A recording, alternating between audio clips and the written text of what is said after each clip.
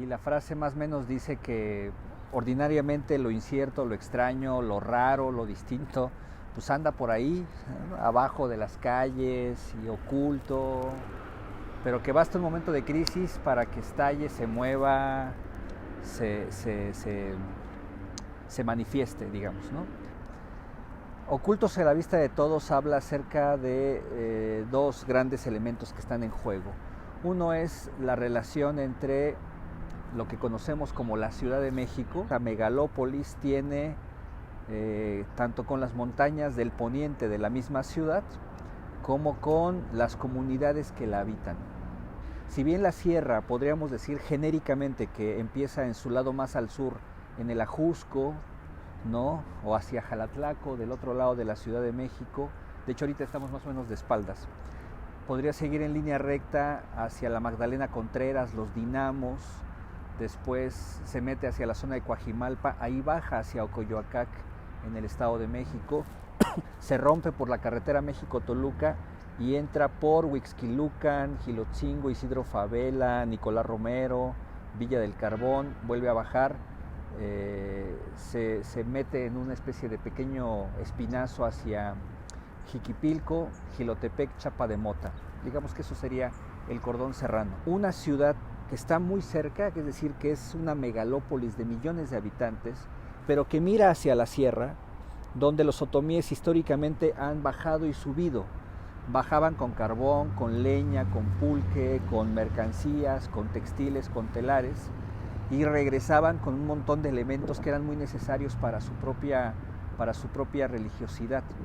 Una buena parte de los archivos, por ejemplo, nos hablan de que cuando los curas encontraban a los otomíes en los cerros o en las capillas bailando y adorando a los dioses del monte, Mishonte, ¿no? El gato del monte, el dueño de las semillas, el señor de la tierra, y les preguntaban dónde compraron el papel, el algodón, las banderas, etcétera. Todo eso se compraba en la Ciudad de México, ¿no?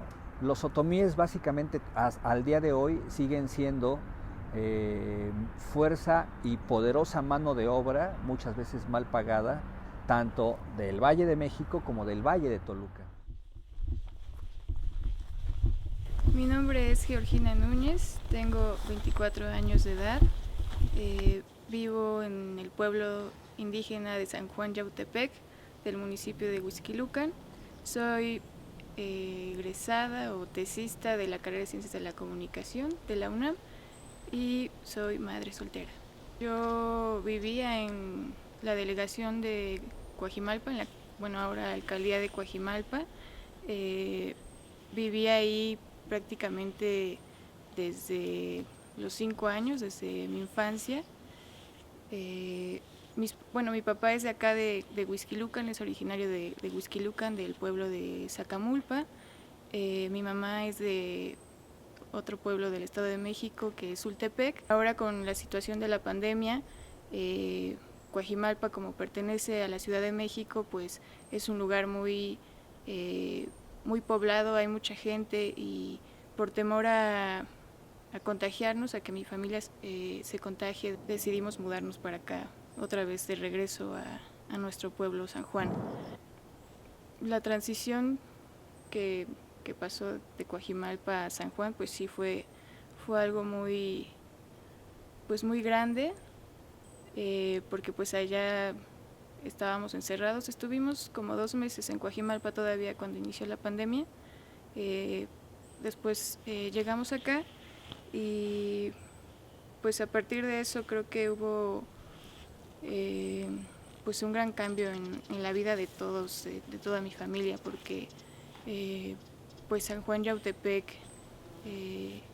tiene bosque, tiene monte, y mis abuelos y mi papá un tiempo fueron campesinos, y pues a causa también de una crisis económica que pues creo que muchos estamos viviendo en esta pandemia, pues decidimos tomar o retomar tradiciones que ya tenía nuestra familia, ¿no?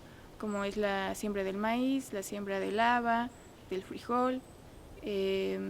Tratamos de venir muy seguido aquí al bosque también, como para despejarnos.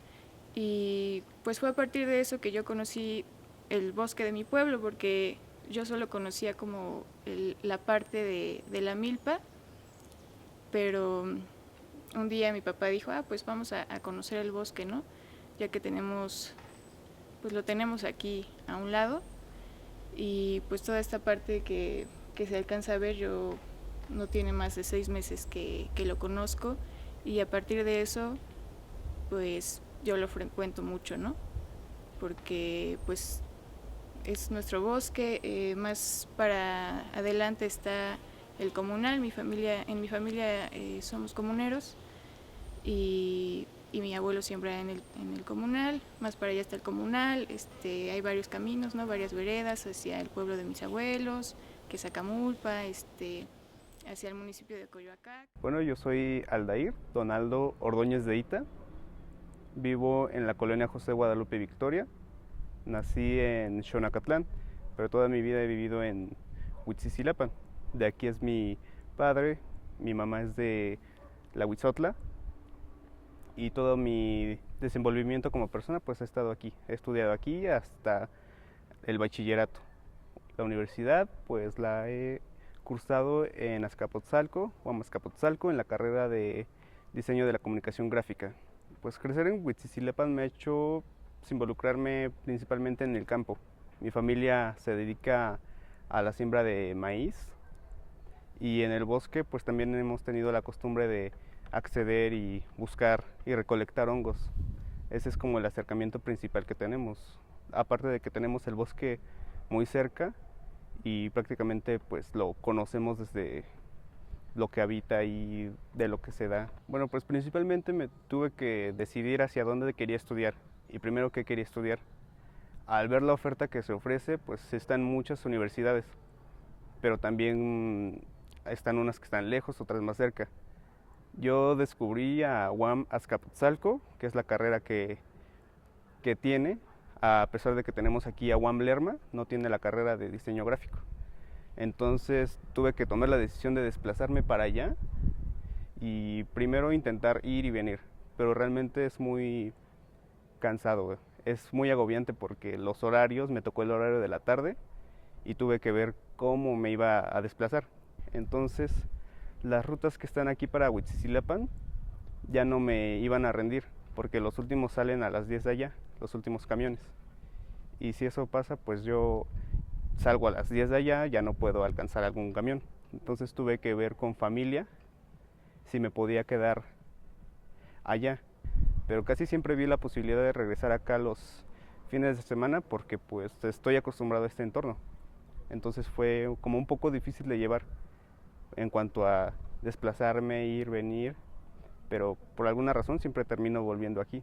Aquí en Huitzicilapan pues de entrada sientes otro estilo de vida, es como que más abierto, hay como una cierta libertad más de desplazarte, de ver un entorno natural. Y en Ciudad de México pues yo llegaba a sentirme como un poco encerrado, porque no es como que pueda salir con esa misma libertad. De hecho pues llegaba como sin conocer la ciudad, y yo tenía este esquema de es que en Huitzicilapan pues está toda tu vida. Yo aquí pues me desplazo bien, o sea, conozco los lugares, sé a dónde ir, tengo como que otra visión, y estando allá me sentí muy limitado porque me sentía como que encerrado, y creo que eso también hizo que volviera cada fin de semana para acá, para no sentirme como con esa ansiedad que me producía estar solamente en casa de mi familia. Sí, el sistema chamánico serrano tiene un sistema, digamos, de divinidades muy preciso. Y en el pináculo, en la parte más alta, por supuesto que señorea el Divino Rostro. El Divino Rostro, que tiene pues como muchísimas referencias al origen, pero todas coinciden que el Divino Rostro es esta impresión del rostro de Cristo a punto de ser crucificado, que aparece en el paño de la Verónica cuando le limpia el rostro rumbo al Gólgota. Esto que no está en ningún evangelio canónico, pero que está en varios evangelios apócrifos, no hace sino jugar con las palabras, ¿no? Verónica significaría en griego vero icon, ¿no? La imagen verdadera. Y bueno, pues hace creer que justamente hay una imagen verdadera de Cristo asociada a su propia sangre, como la sábana santa de Turín. El Divino Rostro tiene una presencia muy importante en la Nueva España, asociada justamente a este Cristo sufriente, muy vinculado a los cultos agrícolas. Como nos lo dicen otras referencias etnográficas, sangre y agua tienen una relación semántica muy importante en el ciclo agrícola mesoamericano, ¿no? Sin ir más lejos, en la montaña de Guerrero, los tigres en Citlala y en estas regiones combaten porque saben que por cada gota de sangre que ellos derramen, los dioses o Cristo, o quien sea, les va a dar una gota de lluvia. De tal suerte que es una figura muy agrícola, ¿no? Muy sangrienta, sanguinolenta, como se le quiera decir, pero también muy agrícola, vinculada a la fertilidad. Hace un mes que estuve trabajando en Xochicuautla, la gente tiene cada vez más presente esta vieja narración en el cual señalan que Cristo está enterrado, vive acostado en toda la zona de la Sierra de las Cruces. La cabeza de este Cristo Divino Rostro es el Cerro de la Campana, que está en el límite entre Ocoyoacac y Lerma. Está en el Cerro de San Jerónimo Acazulco, ¿no? O el Cerro de la Palmita, la mano izquierda. La mano derecha está en el Cerro de Santa Cruz Ayotusco, Huixquilucan. El vientre y el corazón pasan justamente por Xochicuautla y Zacamulpa, en Lerma, y los pies se van hasta el norte, al Cerro de Santa Cruz Tepexpan, en el municipio de Jiquipilco. Cuando uno revisa con calma en un mapa estos 5 cerros, uno lo que encuentra es lo que dicen algunos historiadores, un axis mundi, un eje del mundo. Alfredo López Austin dirá que es un quincunce, ¿no? 4 puntos cardinales suficientemente bien ubicados, con un centro en el corazón, ¿no? Que hace este quincunce como una especie de metáfora geográfica del cosmos, del universo y del equilibrio al que está sujeto o debiera estar sujeto este cosmos. Estos 5 cerros reciben la veneración continua de los socios del Divino Rostro, ¿no? Que en el mundo católico son conocidos así, socios y socias del Divino Rostro. Sin embargo, no es socio el que quiere ser socio, como el que entra a un movimiento católico como la Adoración Nocturna o la Legión de María o el grupo juvenil, ¿no? Que dicen, bueno, yo quiero ser adorador, yo quiero ser del grupo de los jóvenes.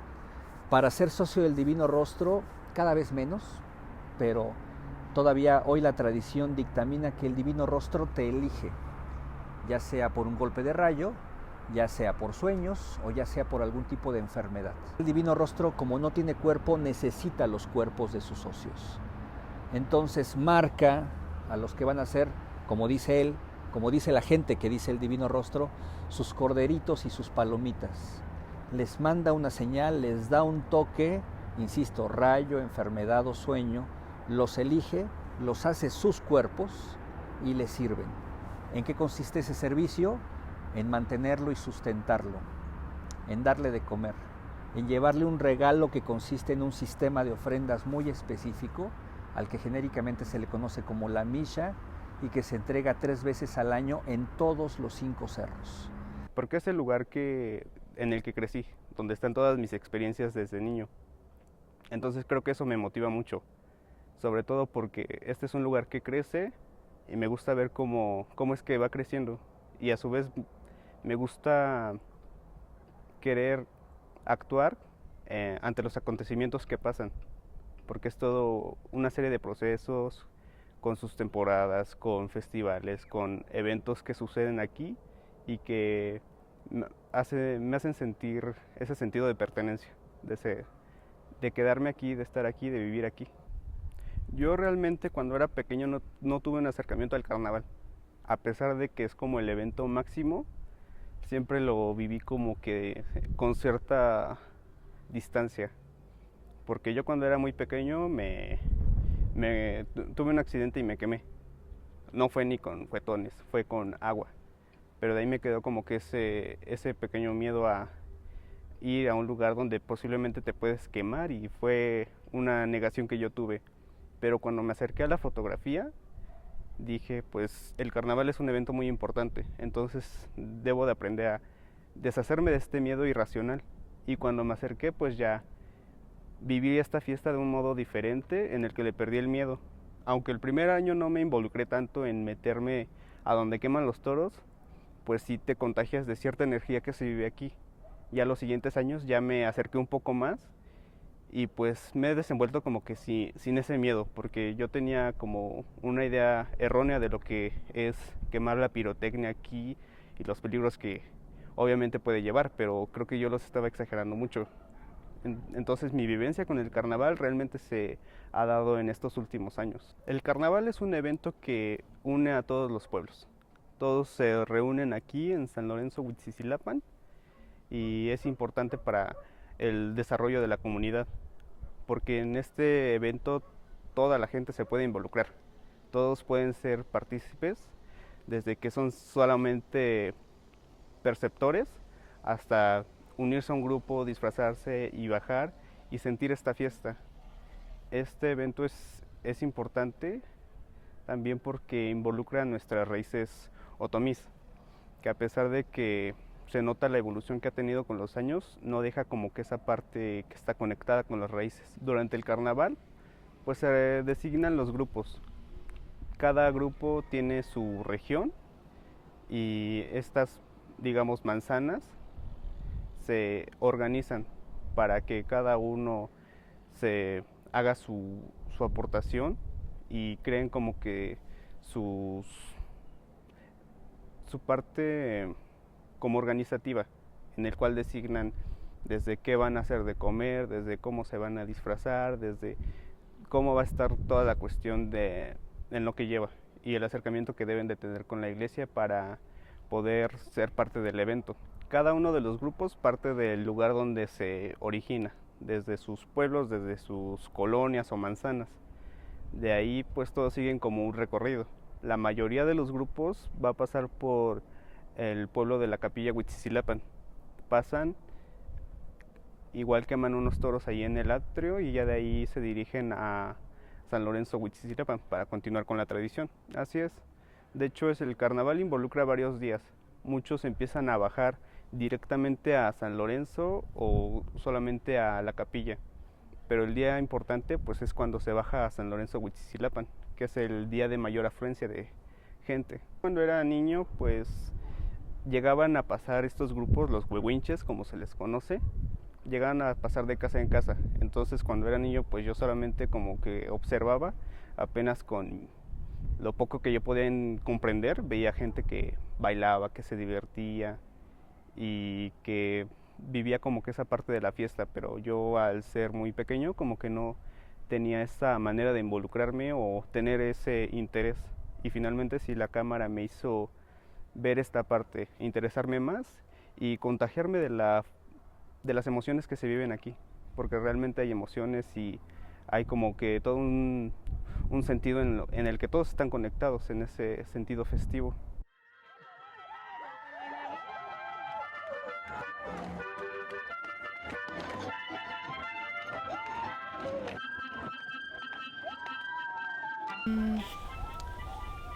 Pues yo creo que, bueno, yo no enuncio que soy una mujer ñato, pero sí reconozco que mi descendencia viene de ahí.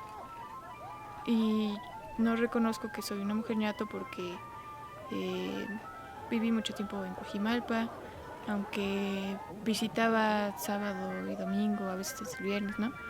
A mis abuelos y a mis primos que sí habitaron aquí, y que muchas de las pues sí, viví prácticamente todas las tradiciones que hay aquí en Zacamulpa y en San Juan, pues sí las viví, pero pues también estaba en otro lado, ¿no?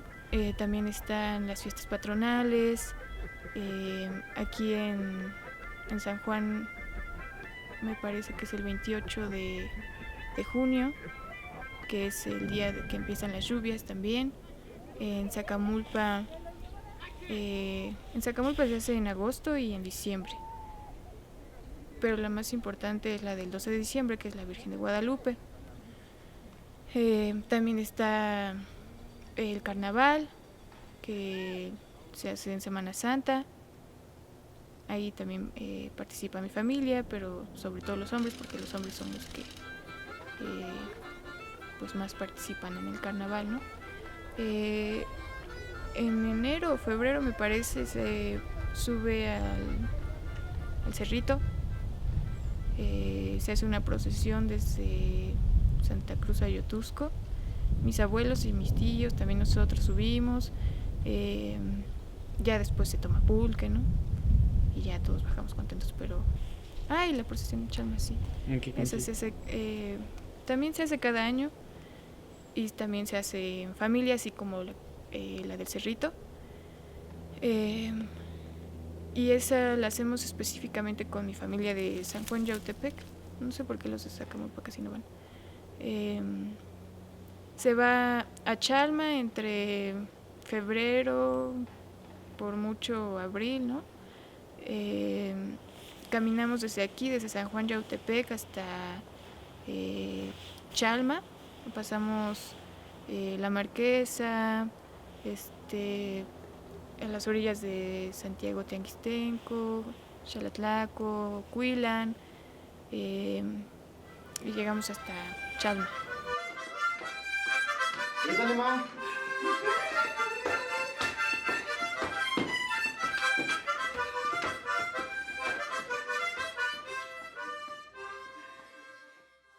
Pues realmente yo al ver toda esta parte me siento como que más integrado a la comunidad, porque realmente al ver el carnaval me mantenía como que un poco distante, pero al ver esta reacción que se tiene me hace sentir como que más perteneciente a esta parte que yo tenía como que muy aparte. Me hizo sentir como que más parte de un evento en el que, a pesar de que no me disfrazo ni participo en algún grupo, pero también vivo esta experiencia desde mi perspectiva. No, la Sierra de las Cruces es totalmente bilingüe, ñato y castellano, y cada vez con más presencia del castellano. Es decir, si tú vas, por ejemplo, a Meyalco, y a Xochicuautla y a Huitzicilapan, es muy probable que la población mayor de 60 años todavía tenga una comprensión suficientemente buena del ñato, ¿no? Del otomí, de la variante de esas montañas.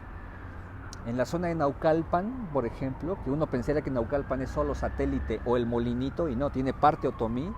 Pienso en Santiago Tepatlasco y en un par de pueblos que están cerca de él, San Francisco Chimalpa, por ejemplo.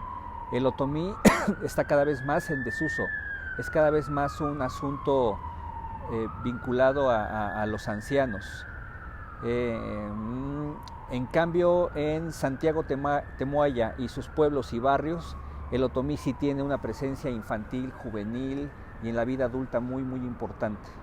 Pero básicamente es una sierra bilingüe, y el castellano es una lengua franca, y lo ha sido en los últimos 4 siglos. Pues tratemos de entender qué significa para los otomíes el monte, el bosque, el agua. Si mal no recuerdo, te hice llegar ahí un librito de cuentos, ¿no? Donde los otomíes cuentan cómo se creó, por ejemplo, cómo se crean los manantiales. Y hay 2 historias que valdría mucho la pena comentar con tu canal de video. Uno es que, por ejemplo, las mujeres otomíes de Temuaya dicen que el manantial que está en el Ahuehuete de Chalma en realidad nació porque una peregrina que venía con ellos peregrinando tenía muchas ganas de orinar, y entonces se recarga junto al árbol, empieza a orinar, y automáticamente el árbol la adopta, ¿no? La encuerpa y la mete dentro de sí. De tal suerte que ese flujo de agua en realidad es la orina de esa peregrina.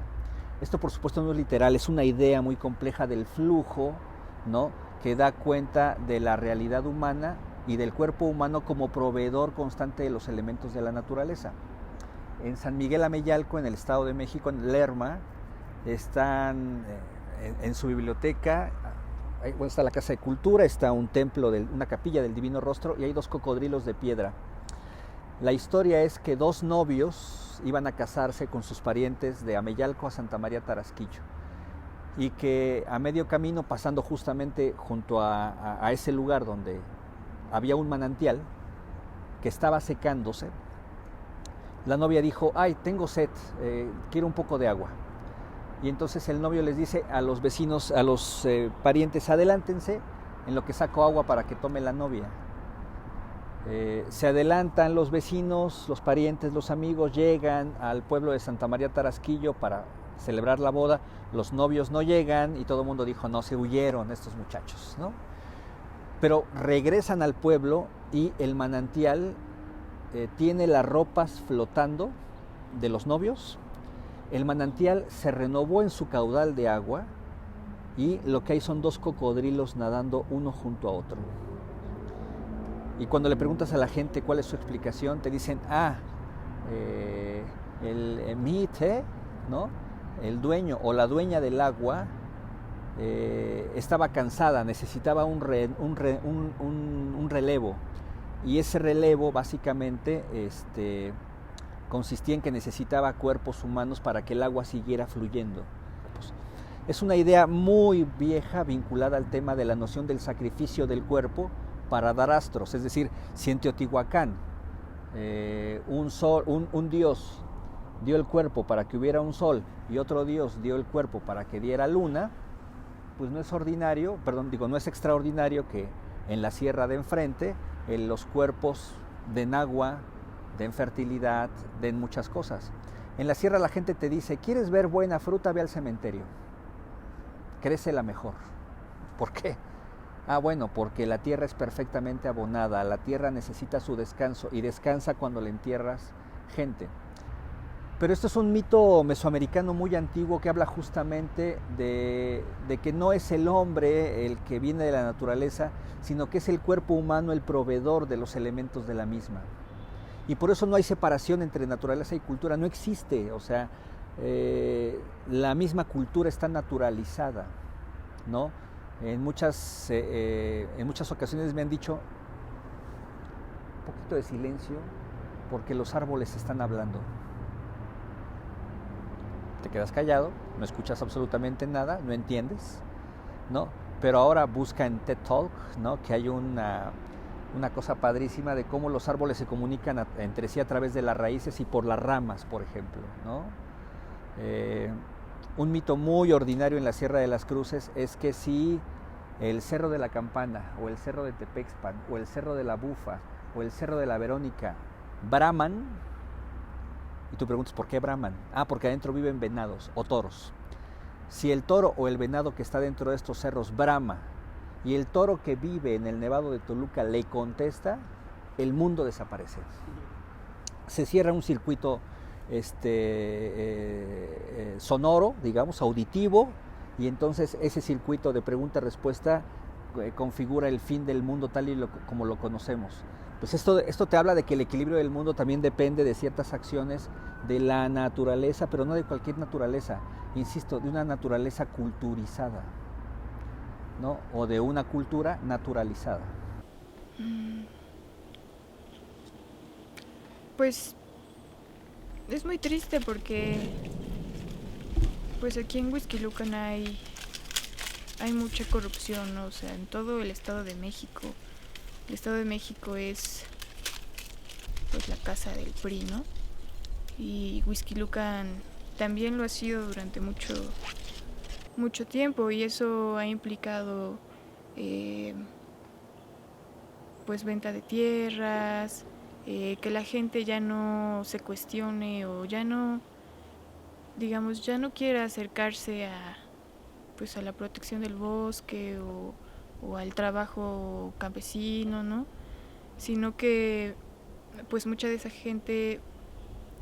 la gente que vive aquí en Huixquilucan o prefiere irse a trabajar a la ciudad, un trabajo de obrero, o se dedica a la política, a la politiquería, ¿no? Aquí en el municipio. Cuando pues cuando eran jóvenes, como mi papá, eran campesinos, ¿no? Y ahora parece que ya no, pues ya no se acuerdan de eso, lo olvidan o quieren ocultarlo, ¿no? Pues sí, creo que habitando la ciudad, como que hay muchas cosas que uno ignora que existen acá en el campo, ¿no? En la ciudad llevamos un ritmo de prisa, un ritmo de la casa a la escuela, ¿no? Pues sí, prácticamente pues eso, y llegó un momento en el que pues yo pues sí, o sea, apenas lo platicábamos con mi familia, ¿no? O sea, tantos años que hemos sido parte de esto sin saberlo, ¿no? Tantos años que han estado ahí los terrenos, la milpa, y nosotros por allá en la Ciudad de México, ¿no? Entonces, yo creo que pues ese cambio para mí, para toda mi familia fue muy grande, porque yo antes no me imaginaba viviendo aquí. Bueno, puede ser que sí, pero la verdad es que ahora lo tengo muy presente, ¿no? Apenas inicié un proyecto en uno de los terrenos que tenemos, que es un proyecto de un huerto y el hacer milpa, es decir, el sembrar calabaza, maíz, frijol, haba, todo junto. Y eso nace, pues digamos, desde una necesidad del querer rescatar y también rescatar, habitar y cuidar, sobre todo pues aquí el bosque y mi pueblo, ¿no? Y la tierra. Eso es algo que yo creo que no me lo hubiera planteado si no hubiera sido porque pues estoy aquí y afortunadamente no tengo que salir a trabajar ni nada, ¿no? Entonces pues prácticamente yo he estado aquí todo este tiempo habitando en San Juan Yautepec, y veo necesario pues hacer cosas, construir cosas desde aquí, desde mi pueblo, porque pues también es algo que yo soy, ¿no? Claro, es decir, pues por supuesto que en el Estado de México la voracidad territorial, inmobiliaria, carretera, comercial, etcétera, pues tiene sello de garantía, es decir, nada detiene nada. La carretera de Xochicuautla es el principal ejemplo, y que aparte no es la carretera de Xochicuautla, es la carretera que desde Naucalpan une a la zona de esa parte del Valle de México con el aeropuerto de Toluca, por ejemplo, ¿no? Entonces la gente decía en Xochicuautla, no puede pasar la carretera, porque la carretera lo que está sucediendo es que está atravesando el corazón de Cristo que está enterrado, ¿no? Pero eso al gobierno le vale madre, y le vale madre porque no tiene la idea de la forma como la gente ha construido históricamente su relación con el territorio. Les viene la carretera y todo el mundo volvió a ser otomí, ¿no? Y todo el mundo quiso volver a hablar la lengua, y de repente en las asambleas políticas la gente llegaba vestida con los ayates ceremoniales, y yo observaba y preguntaba, bueno, pero ustedes me dijeron que esto no existía. Y claro, mi pregunta es irrelevante. Lo que queda claro es que la gente, por supuesto, también ha contribuido a una propia descaracterización de sí mismos. Conscientes o no, el sistema educativo, en su momento la televisión, ahora las redes sociales, y por supuesto esta ansia de devoración urbana por parte de la megalópolis de la Ciudad de México y de la metrópoli de Toluca, que ya es una metrópoli de toda forma, que por supuesto ve esta sierra con ojos de permanente extractivismo. Es decir, puedes sacar madera, puedes sacar agua, puedes sacar territorio, y lo que no han dejado de sacar en los últimos 5 siglos, mano de obra. Descubre Huitzilapan es un proyecto que emerge de un pasatiempo realmente a causa de mi carrera de diseño gráfico. Yo al tener la cámara pues decidí salir al bosque, salir a retratar como una simple práctica, pero ya conforme fui practicando vi que lo que yo retrataba pues tenía como cierto discurso, cierta perspectiva, y que me gustaría mostrarlo a más gente, no solamente que se quedara en mis redes sociales personales, porque el alcance que tienen es muy poco y realmente el público al que iría pues, no sería muy objetivo. En cambio, crear un proyecto que se llamara Descubre Huitzilapan sería hacer ver a la gente de Huitzilapan que hay muchas cosas que tenemos y que podemos obviar y ya dejar de percibirlas. Simplemente tener la idea de que están ahí y ya no poderlas observar con detalle o contemplarlos. Pues es fundamental mostrar la conservación del territorio. Descubre Huitzilapan participa en esa manera. Es importante que Descubre Huitzilapan vea cómo es que está evolucionando el pueblo, porque no solamente se enfoca a mostrar qué de bello tenemos, sino a valorar qué es lo que tenemos aún en la actualidad y actuar para que se mantenga de esa manera. De hecho, en los últimos trabajos que he subido, hay gente que ve el trabajo y dice, pues sí, se ve muy bonito, pero también estamos viendo que ya hay a lo mejor menos árboles. Entonces se genera esta como conciencia de querer actuar en pro de dar iniciativas. Muchos decían que incluso se podrían juntar para venir a bienes comunales y pedir árboles e iniciar una campaña de reforestación. Ese es uno de los puntos más fuertes y creo que en ese sentido me siento como que muy orgulloso del proyecto porque siento que está teniendo esa realización de generar ese impacto, de no ser solamente la apreciación, sino también la acción. Ahora que he estado más tiempo con mi papá, muchas de las narraciones que me cuenta son de la historia de su vida. Y sus sueños también tienen mucho que ver con eso, ¿no? Por ejemplo, o sea, la historia de su vida y la gente de su familia y la gente de su pueblo. Y sus sueños también son eso. Él regularmente sueña que está con aquel tío, que si iba a visitar a aquella tía, que si estaba con sus primos, ¿no? Y últimamente le pasa mucho más porque apenas 2 de sus primos fallecieron, 2 de sus primos que él apreciaba mucho, ¿no? Porque él toda su infancia creció pues con sus primos y mi papá tiene una familia muy grande, entonces, o sea, había mucha relación social ahí entre ellos y un apego muy grande entre ellos. Pues uno que recuerdo mucho es creo que soñé en abril eso más o menos. Iba yo subiendo aquí este cerrito con los hermanos de mi abuela Ricarda, con su hermano Juan García, con su hermano Claudio García, con su hermano Leonidas García, que ellos, los 3, no me acuerdo si también estaba uno de mis tíos que se llama Serafín García, que falleció, pero bueno, los 4 habitaron aquí, creo que sí, toda su vida, San Juan Yautepec, porque los demás hermanos de mi abuelita migraron a Estados Unidos. Y yo iba subiendo con ellos el cerrito y me decían que me iban a enseñar un secreto y algo muy importante, ¿no?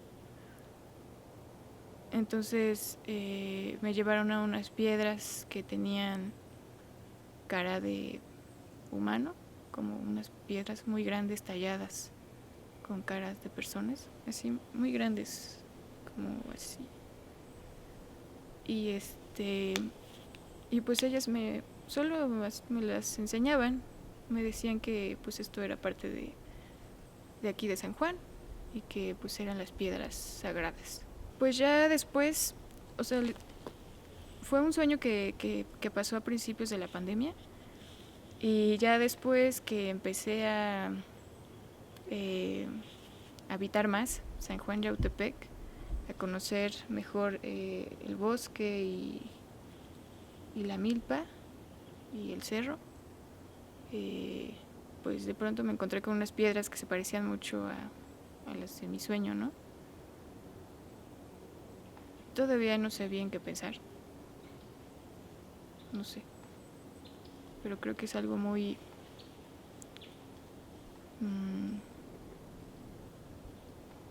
no sé. Como una señal muy evidente, ¿o no? Y ya visito muy regularmente esas piedras, les tengo mucho respeto, también le tengo mucho respeto a un cerrito que está por ahí que le dicen la iglesia vieja porque ahí había una iglesia antes. Por eso me gusta venir acá. Yo creo que la mejor forma con la cual, no toda la comunidad otomí, ¿no? Bueno, Esto, sí, no todo, sí. pero una parte, digamos, nuclear de la comunidad otomí, como ellos han podido gestionar, defender, preservar, mantener y resistir, ha sido justamente no cesando en su necia, impetuosa, irresistible tarea de reconocer que los cerros no son cerros, que los cerros son las casas del Divino Rostro, que los bosques no son los bosques son los jardines donde los dioses viven, y que la peregrinación no es un acto solamente religioso, sino es un acto de permanente refundación del mundo. Es decir, no es una peregrinación devocional, es una operación muy compleja que implica volver a fundar el mundo. Bueno, pues eso sí tengo que decir que es una especie de regalo, don que he recibido de parte de los MEFI. Ellos cada año, ¿no?, la noche del 31 de diciembre al 1 de enero, y sobre todo las operaciones de los siguientes días, con sus ofrendas, con el algodón, con las naranjas, con las flores, con la mesa puesta, con los dones que se otorgan al Divino Rostro, ellos vuelven a crear el mundo. Este año me tocó ver, ¿no?, que junto con estas ofrendas había episodios muy específicos de trance, donde el Divino Rostro dictaba normas muy particulares para la defensa contra el coronavirus, por ejemplo, y que implicaba, entre otras cosas, reforzar las defensas del mundo. Y tú lo que notabas es que no era una acción simbólica, ¿no? Eso no significaba nada. No, estaban incidiendo directamente, ¿no?, sobre el mundo que ellos estaban recreando. Entonces, si me preguntas cómo defienden el territorio, pues te podría decir que nunca he visto a un MEFI tomando la carretera México-Toluca con mantas diciendo no pasarán. No descarto que lo puedan hacer. No, creo que su tarea es compleja y completamente distinta. Y es justamente mantener esta memoria ritual a salvo, ajena a ojos extraños, oculta y a la vista de todos, y sobre todo permanentemente vigente. Me gustaría cerrar con una frase de don Pascual Mendoza, el MEFI mayor de la Concepción Xochicuautla, muerto en marzo de este año, no por COVID. Él perdió una batalla ahí contra una enfermedad ya vieja. Y don Pascual decía, dicen que venimos a rodear las piedras, a ponerles flores, dicen que venimos aquí, que somos brujos. Pues yo lo que les puedo decir es que con 2 años que los brujos no suban, la gente deja de tragar. Porque va a dejar de llover, porque no va a haber maíz, porque no va a haber cosecha, y porque el hambre podría cernirse sobre el planeta. Don Pascual decía, esto no lo hacemos por nosotros, son 5 cerros que cuidan 5 continentes. Lo hacemos para todo el mundo. Somos trabajadores del Divino Rostro para todos y para todas. Y yo creo que podremos estar muy tranquilos, porque los MEFIs no han descansado.